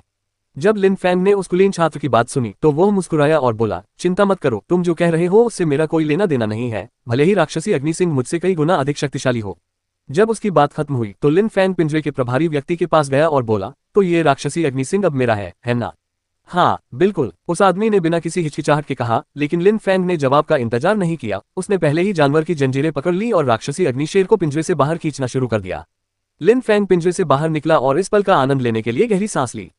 फिर लिन फैंग ने उन असंख्य लोगों पर नजर डाली जो उसे देख रहे थे। अपने मुखौटे के नीचे उसके चेहरे पर एक बड़ी सी मुस्कान थी। फिर उसने कहा, 5वें स्तर के लिंग खूंखार जंगली जानवर को जीत पाना वाकई बड़ी बात है। परिपक्व होने पर यह जुबान स्तर तक पहुंच जाएगा। मैंने वाकई काफी पैसा कमा लिया है। भीड़ हैरान रह गई। काफी पैसा कमाया? असल में उसका मतलब था कि राक्षसी अग्नि सिंह ने उसे पैसे कमा कर दिए थे। लिन फैंग का क्या मतलब था? किसी के पूछने का समय ही नहीं था कि लिन फैंग ने आगे कहा, अगर आपको ये राक्षसी अग्नि सिंह पसंद है तो इसे प्राप्त करना अभी भी संभव नहीं है। क्या हम जाकर देखें कि यह कितने में बिकेगा? चलिए नीलामी में चलते हैं। लिन फैंग की बातें सुनकर सब लोग दंग रह गए। उसने कितनी क्रूरता दिखाई। नीलामी? क्या वह इतने कीमती और खूंखार जानवर को जीतने के बाद बेचना चाहता था? उस क्षण भीड़ को लिन फैंग की कही बात समझ में आ गई। वह राक्षसी अग्नि सिंह का शिकार नहीं बनेगा क्योंकि उसने शुरू से ही उसे अपने साथ ले जाने का इरादा नहीं किया था। लिन फैंग को शुरू से ही राक्षसी अग्नि सिंह की चाहत नहीं थी। क्या वो आदमी पागल है? वो तो राक्षसी अग्नि सिंह है। कई लोगों को लगा कि लिन फैंग ने ऐसे जानवर को बेचकर पागलपन किया है। उन सभी का मानना था कि राक्षसी अग्नि सिंह को बेचना एक मूर्खतापूर्ण निर्णय था। बेशक ये लिन फैंग का अपना फैसला था और वह उस बदसूरत राक्षसी अग्नि सिंह को अपने साथ चलते हुए देखना नहीं चाहता था। उसके लिए यही बेहतर होगा कि वह जैद की अंगूठी को संजोने का अपराध न करे। वह इतने कीमती जानवर को पालने के लिए पर्याप्त मजबूत नहीं था। भले ही वह एक विशाल और खूंखार जानवर होता, फिर भी वह इतने सारे लोगों को उकसाने का जोखिम नहीं उठा सकता था। हालांकि वह उकसावे से पीछे नहीं हटता था, लेकिन वह उसे आमंत्रित भी नहीं करना चाहता था। वह समझता था कि इस दुनिया में वह गलत तरह के लोगों का ध्यान आकर्षित करेगा और संभवतः ऐसी मुसीबत में पड़ जाएगा जिसे ऐसे कीमती पालतू जानवर को रखकर टाला जा सकता था। इस समय लिन फैंग को सबसे ज्यादा जरूरत थी अपनी शक्ति को तेजी से बढ़ाने की। वह किसी खूंखार जानवर की ताकत पर निर्भर नहीं रहना चाहता था। लिन फैंग दूसरों की ईर्ष्या को आकर्षित नहीं कर सकता था, जिससे उसे परेशानी हो सकती थी। उसके पहले से ही बहुत सारे दुश्मन थे। ऐसे जानवर को पालना मानो लोगों को अपना दुश्मन बनाना था। दूसरे लोगों की राय से लिन फैंग का मन नहीं बदलेगा। उसे अपना मन बदलने के लिए मनाना मुश्किल था। वह समझता था कि उसमें इस पालतू जानवर को पालने की ताकत नहीं है। इसके बाद लिन फैंग अपने जानवर के साथ कैदी अखाड़े से निकल गया। वह बाजार क्षेत्र की ओर चल रहा था। कैदी अखाड़े से कुछ लोग निकले और लिन फैंग के पीछे पीछे चलने लगे। उनका दल बेहद भव्य लग रहा था। कुछ लोग ये देखना चाहते थे कि ऐसे विशालकाय जानवर के आने से नीलामी में कितनी हलचल मचेगी। कुछ अन्य लोग उस राक्षसी अग्निशेर को खरीदने में रुचि रखते थे। कैदी अखाड़े से भागकर आए कई लोगों के पास पवित्रता पत्थरों की कमी नहीं थी। उनके पास पर्याप्त पवित्रता पत्थर थे और एक राक्षसी अग्नि सिंह उनके लिए अत्यंत मूल्यवान था। यदि उनके पास एक शक्तिशाली अग्नि सिंह होता तो वे उसे जुबान स्तर तक उन्नत कर सकते थे, जिससे वह अमूल्य बन जाता। इसके अलावा यात्रा के दौरान ऐसे भयंकर जानवर का साथ होना उनकी उपस्थिति को प्रभावशाली और सशक्त बनाता। जैसे जैसे लिन फैंग और लोगों का समूह आगे बढ़ रहा था, भीड़ बढ़ती ही जा रही थी। लोग इस भीड़ की प्रतिष्ठा और प्रभाव से आकर्षित हो रहे थे। स्थिति धीरे धीरे नियंत्रण से बाहर होती जा रही थी। वे व्यापक चर्चा का विषय बन गए थे। किसी के द्वारा एक राक्षसी अग्निशेर को बेचने की खबर तेजी से पूरे इलाके में फैल रही थी। यही कारण था कि अधिक से अधिक लोग इस तमाशे को देखने के लिए आ रहे थे। लिन फैंग इससे संतुष्ट था। उसे डर था कि इसे खरीदने में दिलचस्पी रखने वाले पर्याप्त लोग नहीं होंगे। जितने ज्यादा लोग दिलचस्पी दिखाते उतना ही अच्छा होता। इस तरह कीमत बहुत ज्यादा हो जाती, जो लिन फैंग के लिए बहुत फायदेमंद बात थी। लिन फैंग नीलामी के लिए विशेष रूप से बनाए गए एक चौक के सामने पहुंचा। वहां कई हजार सीटों वाला एक मंडप था। ये जगह कैदी अखाड़े के इलाके जितनी बड़ी नहीं थी, लेकिन यहाँ का नजारा बहुत ही सुकून भरा था। लोग चाय पीते हुए नीलामी देख सकते थे और तय कर सकते थे कि उन्हें खजाने खरीदने हैं या नहीं। जब लिन फैंग ने इस जगह को देखा तो वह मुस्कुराया और इसकी ओर चल पड़ा। जब लिन फैंग नीलामी चौक पर पहुंचने ही वाला था, तभी उसके सामने लोगों का एक समूह प्रकट हुआ, जिससे वह रुक गया। तुम्हारे जैसे व्यक्ति के पास राक्षसी अग्नि सिंह नहीं हो सकता, एक लड़के ने लिन फैंग को घूरते हुए ठंडे लहजे में कहा। लिन फैंग ने देखा और उदासीनता से कहा, अगर मैं तुम्हारी जगह होता तो मैं यहाँ से दूर चला जाता।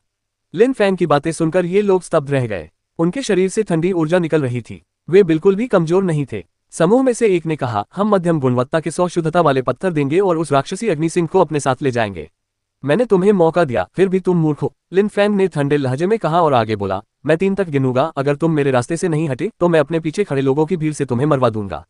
भला कौन एक राक्षसी अग्नि सिंह को 100 साधारण शुद्धता पत्थरों के बदले बेचेगा? तुम कितने मूर्ख हो सकते हो? लिन फैंग की बात सुनकर समूह के चेहरों के भाव बदल गए। लिन फैंग के पीछे खड़े कई लोग अचानक आगे बढ़े और समूह को धमकी भरी निगाहों से देखने लगे। वे चाहते थे कि समूह उन्हें एक मौका दे। 1, लिन फैंग ने गिनना शुरू किया। उसी क्षण भीड़ में से और भी लोग आगे बढ़ने लगे। 2, लिन फैंग ने बोलना जारी रखा। जब उसने देखा कि ये लोग कोई प्रतिक्रिया नहीं दे रहे हैं तो उसके चेहरे पर एक अजीब सी मुस्कान आ गई। लिन फैंग की आंखों में अचानक जानलेवा इरादा झलकने लगा, जिससे उसका रास्ता रोकने वाला समूह पूरी तरह से स्तब्ध रह गया। मुझे याद रखना, यह अभी खत्म नहीं हुआ है। रास्ते में रुकावट डाल रहे लोगों के नेता ने धमकी दी और फिर उनका समूह रास्ते से हटने लगा। जैसा कि उम्मीद थी, तुम मेरी सद्भावना स्वीकार नहीं करोगे, मूर्खों का झुंड हो। लिन फैंग ने ठंडे लहजे में कहा और फिर आगे बोला, अगले जन्म में अक्ल का इस्तेमाल करना सीख लेना और याद रखना कि जिसने अभी अभी तुम्हारे प्रति इतनी बड़ी कृपा दिखाई है, उसे धमकाना ठीक नहीं है। कोई मेरे राक्षसी अग्नि सिंह को मध्यम गुणवत्ता के 100 शुद्धता पत्थरों के बदले पाने की हिम्मत कैसे कर सकता है? मुझे धमकी देने वाले इन सभी लोगों को मार डालो और नीलामी में कोई भी जीते, मैं तुम्हारे लिए 100 मध्यम शुद्धता पत्थर अलग रखूंगा। लिन फैंग ने ठंडे स्वर में कहा। वह हमेशा की तरह बेहद शांत था, लेकिन रास्ते में खड़े लोगों के चेहरों के भाव अचानक पूरी तरह बदल गए। लिन फैंग हमेशा की तरह शांत भाव से जमीन पर पड़े सभी शवों को देख रहा था। जब उन्होंने उसे डराने और राक्षसी अग्नि सिंह को खरीदने की कोशिश की थी, तब लिन फैंग ने उन्हें जाने का मौका दिया था, लेकिन दया दिखाने के बाद भी उन्होंने उसे धमकाने की हिम्मत की। चूंकि उन्होंने उसे अपना दुश्मन बना लिया था, इसलिए उन्हें मारना ही एकमात्र विकल्प था, वरना वे भविष्य में और भी बड़ी मुसीबत खड़ी कर देते। लिन फैंग के लिए तो एक उंगली भी हिलाने की जरूरत नहीं पड़ी। एक साधारण सा वाक्य ही काफी था, जिससे कई लोग उन्हें जान से मारने के लिए आगे बढ़ गए। कई लोगों ने लिन फैंग की बात सुनी थी, ये सोचकर कि अगर वे नीलामी जीत जाते हैं तो लिन फैंग निश्चित रूप से उनके लिए कीमत कम कर देगा। मध्यम गुणवत्ता के 100 शुद्ध पत्थर भी कोई छोटी रकम नहीं थी। नीलामी कोई भी जीते, लिन फैंग निश्चित रूप से उनके लिए मध्यम गुणवत्ता के 100 शुद्ध पत्थर अलग रख देगा। शाही नगरी में कई शक्तिशाली साधक हैं, लिन फैंग ने अपने चारों ओर मौजूद लोगों को देखते हुए सोचा। उनमें से कई लोग पहले ही 7वें या 8वें लिंगची स्तर को पार कर चुके थे। कुछ लोग तो 9वें लिंगची स्तर पर भी थे। वे बहुत दिखावटी वस्त्र नहीं पहनते थे, लेकिन वे अन्य साधकों को आवारा कुत्तों की तरह मार सकते थे। लिन फैंग अपने राक्षसी अग्नि सिंह के साथ नीलामी मंडप की ओर चलता रहा। मंडप की ओर जाने वाली एक कंकड़ वाली सड़क बनाई गई थी। हर वर्ग के लोग उस कंकड़ वाली सड़क पर बेफिक्र होकर चल सकते थे। लिन फैंग मंडप के अंदर एक गलियारे में पहुंचा। 2 सीढ़ियों के बीच एक खूबसूरत महिला मेहमानों की सेवा में खड़ी थी। उसका चेहरा लाल था और वह बेहद ताजगी भरी और आकर्षक लग रही थी। उसने बेहद मोहक कपड़े पहने हुए थे। ऐसी खूबसूरत लड़की को देखकर लिन फैंग को बहुत अच्छा लगा। क्या मैं आपकी मदद कर सकती हूँ, महोदय? बीच में खड़ी खूबसूरत महिला ने लिन फैंग को राक्षसी अग्नि सिंह के साथ आते देख पूछा। वह मुस्कुरा रही थी और किसी भी ग्राहक की तरह उसका स्वागत कर रही थी। वह मित्रवत लग रही थी और उसकी आवाज मधुर थी। जी हाँ, आप बेच सकती हैं। मैं इस राक्षसी अग्नि सिंह को बेचना चाहती हूँ, लिन फैंग ने दोस्ताना अंदाज में मुस्कुराते हुए उससे कहा। उस खूबसूरत लड़की ने राक्षसी अग्नि सिंह की ओर देखा, मुस्कुराए और बोली, कृपया मेरे पीछे आइए। फिर उस खूबसूरत महिला ने लिन फैंग को अपने पीछे गलियारे में चलने के लिए कहा।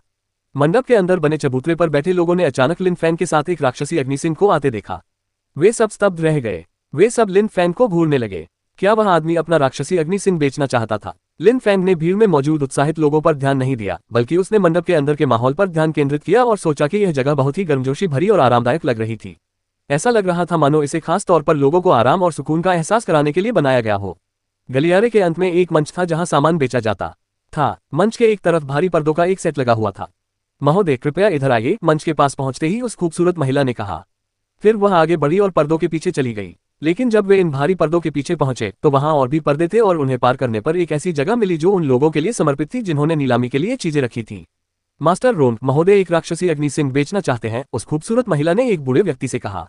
जब लिन फैंग नीलामी मंडप के मंच के पीछे दाखिल हुआ, तब तक वह बूढ़ा व्यक्ति खड़ा हो चुका था। वह राक्षसी अग्नि सिंह को देख रहा था और उसमें काफी दिलचस्पी दिखाई दे रही थी। बाय वंश का राक्षसी अग्नि सिंह तुम्हारे हाथों में आ गया है, बूढ़े व्यक्ति ने लिन फैंग की ओर मुस्कुराते हुए कहा। उनकी मुस्कान रहस्यमय थी, लेकिन बूढ़े व्यक्ति बेहद खुश लग रहे थे।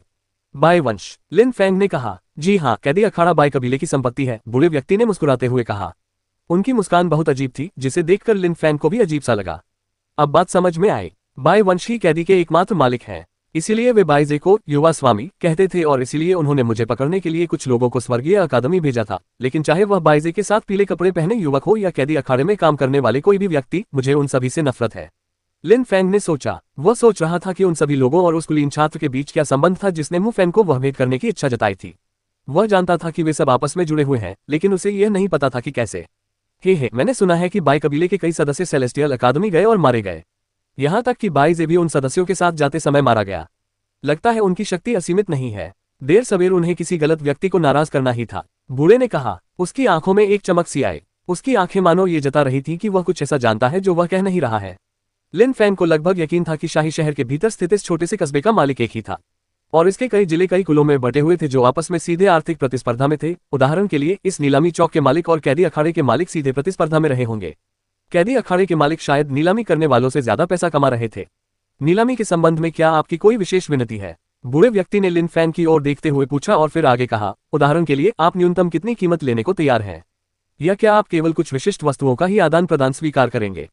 शुद्धता के पत्थर अच्छे होते हैं, लिन फैंग ने उत्तर दिया। ठीक है, नीलामी के समय ऐसा संभव है कि कुछ लोग बोली लगाने के लिए अन्य वस्तुओं का उपयोग करना चाहें। हम उन वस्तुओं को स्वीकार करेंगे और फिर उन्हें उनके आर्थिक मूल्य के बराबर शुद्धता वाले पत्थरों में परिवर्तित करेंगे। फिर हम कुल राशि में से एक छोटा सा लेनदेन शुल्क काट लेंगे। ठीक है, क्या आप नीलामी के बाद मध्यम गुणवत्ता के शुद्धता वाले पत्थर अलग रख सकते हैं और उन्हें भीड़ में मौजूद लोगों को दे सकते हैं? मैंने भीड़ में मौजूद लोगों से वादा किया था कि मैं उनकी मदद के बदले उन्हें ये पत्थर दूंगा, लिन फैंग ने कहा। कोई समस्या नहीं है, बूढ़े व्यक्ति ने सिर हिलाते हुए कहा। फिर उन्होंने लिन फैंग को एक सुनहरा कागज दिया जिस पर पूरा अनुबंध लिखा हुआ था। इसके बाद उन्होंने लिन फैंग से कहा, नीलामी समाप्त होने पर यहाँ वापस आना और वह कागज दिखाकर अपने पवित्रता के पत्थर ले लेना। ठीक है, लिन फैंग ने सिर हिलाते हुए कहा और फिर चला गया। सुंदर लड़की ने लिन फैंग को देखकर मुस्कुराते हुए कहा, महोदय, हमारे नीलामी बाजार में कई अच्छे उत्पाद हैं। आप आराम कर सकते हैं और देख सकते हैं कि हमारे पास क्या क्या है। अगर आपकी रुचि हो तो आप वस्तुओं पर बोली भी लगा सकते हैं। बिल्कुल, लिन फैंग ने मुस्कुराते हुए कहा। उसे यह कहने की जरूरत नहीं थी कि वह लड़की उसे यह बताए। अगर उसे किसी चीज में दिलचस्पी होती तो वह खुद ही बोली लगाता। सर, कृपया इधर आइए, उस खूबसूरत लड़की ने लिन फैंग को खाली सीट की ओर इशारा करते हुए कहा। वहां पहले से ही कई लोग बैठे नीलामी देख रहे थे। इसके अलावा लिन फैंग ने देखा कि वहां मौजूद कई लोगों ने मास्क पहन रखे थे। वे सभी उसकी तरह अपनी पहचान छिपा रहे थे। कोई भी पहचाना जाना और दूसरों को अपनी सामाजिक स्थिति का पता चलने देना नहीं चाहता था। आप मुझे यहाँ क्यों लाए? लिन फैंग ने हैरानी से पूछा, क्योंकि यह स्पष्ट रूप से धनी मेहमानों के लिए एक जगह थी। महाराज, यहाँ हमारे विशिष्ट अतिथि बैठते हैं और सभी प्रतिष्ठित साधक भी इसी क्षेत्र में बैठते हैं। केवल उन्हीं लोगों को इस क्षेत्र में बैठने की अनुमति है जो हमें बेचने के लिए मूल्यवान वस्तुएं लाते हैं या जिनका समाज में उच्च स्थान है। इससे हमारे सभी सम्मानित ग्राहकों को नीलामी का सबसे अच्छा दृश्य मिलता है। उस सुंदर महिला ने लिन फैंग को समझाया।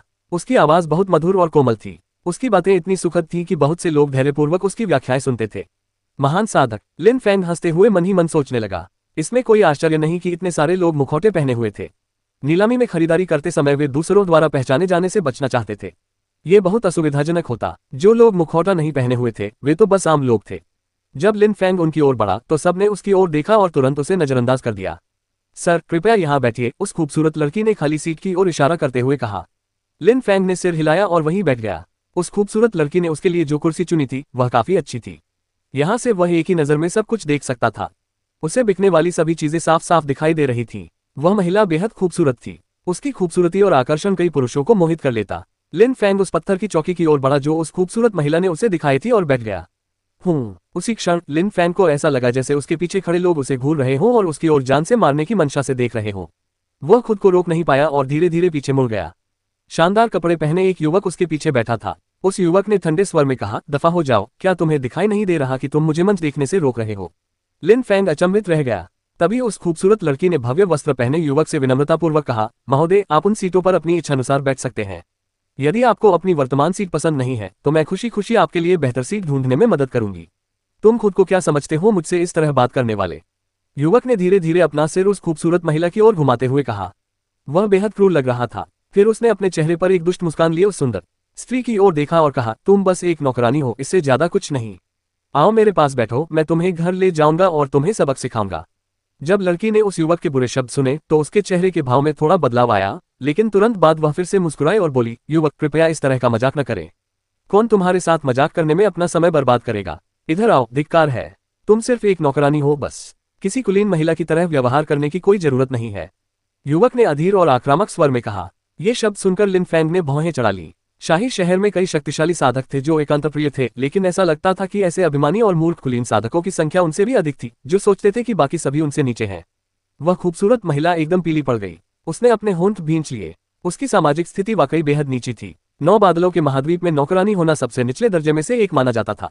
उसका काम बस हर मेहमान का बड़ी दोस्ताना मुस्कान के साथ स्वागत करना था। उसकी हैसियत किसी कुलीन से ज्यादा गुलाम जैसी थी। इसलिए अगर वह युवक उसे अपमानित करना चाहता था तो उसके पास खुद का बचाव करने की संभावना के बिना इसे स्वीकार करने के अलावा कोई विकल्प नहीं था। उसे याद आया कि उसकी एक सहेली के साथ एक कुलीन परिवार के किसी व्यक्ति ने दुर्व्यवहार किया था। उसने उसे खरीद लिया था और फिर उसके साथ जबरदस्ती की थी। वह उसके साथ इतना हिंसक और क्रूर था कि कुछ ही समय बाद उसकी मृत्यु हो गई। कितनी दुखद मृत्यु। हालांकि नीलामी बाजार ऐसी स्थितियों में हस्तक्षेप नहीं करता था। नौकर गुलामों के समान थे और किसी शक्तिशाली परिवार के सदस्य को नाराज करने लायक नहीं थे। उन्हें मेहमानों का मनोरंजन करने का प्रशिक्षण दिया गया था। यही उनका काम था। जब उस रईस युवक ने स्त्री के चेहरे के भाव देखे तो उसकी शैतानी मुस्कान और चौड़ी हो गई। फिर उसने कहा, मुझे याद है पिछली बार जब मेन चोन को एक नौकरानी पसंद आई थी तो उसने उसके साथ इतना आनंद लिया कि वह सचमुच मर गई। अगर तुम यहाँ आकर मेरी बात नहीं मानोगी तो मैं तुम्हें सैन्य बैरक में भेज दूंगा और हम देखेंगे कि मरने से पहले तुम कितने पुरुषों को संतुष्ट कर सकती हो। वह महिला बुरी तरह डरी हुई थी। हैरानी की बात यह थी कि कोई उसका फायदा उठाना चाहता था। उसी क्षण लिन फैंग की आंखों में एक घातक चमक उठी। कितना निर्लज्ज जानवर है। वह इस बात से खुश था कि उसके पास ऐसा घिनौना दृश्य उत्पन्न करने की शक्ति है। इस दुनिया के लोगों का उसके जैसे जानवरों को जीवित रहने देना दुखद है। वह इस दुनिया का वह मैल और अपवित्रता है जिसे शुद्ध करने की आवश्यकता है। तुम चुप नहीं हो रहे हो क्योंकि तुम्हें पता ही नहीं है कि दूसरों को तुम्हारी बातें सुनना कितना घिनौना लगता है ना? लिन फैंग ने अपना चांदी का मुखौटा पहने हुए ही कहा और पीछे मुड़कर उस रईस युवक को ठंडी निगाहों से देखा। लिन फैंग के शब्दों ने उस व्यक्ति को चौंका दिया, जिसने ठंडे लहजे में कहा, क्या आपको पता है कि आप किससे बात कर रहे हैं? बेशक मुझे पता है, लिन फैंग ने सिर हिलाते हुए कहा, जिससे उस रईस युवक की नजरें दिलचस्पी से देखने लगी। रईस युवक ने ठंडी मुस्कान के साथ कहा, जब तुम जानते हो कि मैं कौन हूं, तो क्या तुम्हें मुझसे इस तरह बात करने के परिणामों की परवाह नहीं है? या फिर उस औरत के चक्कर में तुम अपना आपा खो बैठे हो? क्या मुझे किसी आवारा कुत्ते से बात करते समय उसके परिणामों के बारे में सोचने की भी जरूरत है? लिन फैंग ने व्यंग्यपूर्ण लहजे में कहा। हे। जब अन्य कुलीन साधकों ने लिन फैंग की ये आवाज सुनी तो वे खिलखिलाकर हंसने लगे। लिन फैंग इस युवा कुलीन को बुरी तरह अपमानित कर रहा था। जब उस कुलीन युवक ने अन्य लोगों को हंसते सुना तो वह स्तब्ध रह गया। उसका चेहरा और भी कठोर हो गया और वह चिल्लाया, इसकी साधना शक्ति को नष्ट करो और इसे यहाँ से बाहर निकाल दो। अब लड़की को यहाँ लाओ। ठीक है। उसके बगल में बैठा एक व्यक्ति खड़ा हुआ और लिन फैंग की ओर चल पड़ा। वह निर्मम दिखने वाला व्यक्ति एक साधारण भूरे रंग का चोला पहने हुए था। उसकी मुद्रा एकदम सीधी थी। उसके चलने पर उसके शरीर से सीटी जैसी ध्वनि निकल रही थी। लिन फैंग उस आदमी को अपनी ओर झपकते देख दंग रह गया, क्योंकि उसके इरादे स्पष्ट रूप से जानलेवा थे। उसके शरीर से निकल रही ऊर्जा सैन्य टुकड़ियों द्वारा छोड़ी जाने वाली घातक ऊर्जा जैसी लग रही थी। फिर उसे याद आया कि उसने एक युवक ने बोलते समय सैन्य बैरकों का जिक्र किया था।